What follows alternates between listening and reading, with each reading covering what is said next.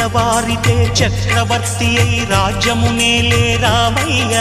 తండ్రి మాటకై పదవిని బదలి అడవులకేగెనయా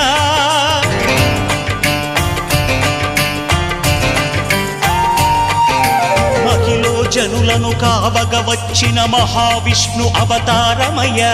ఆలిని రక్కసుడపహరించితే ఆక్రోశించెనయా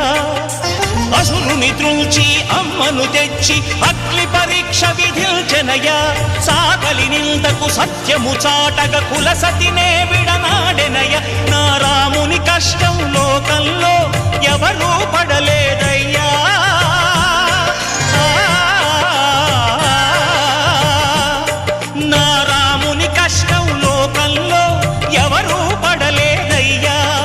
సత్యం ధర్మం త్యాగంలో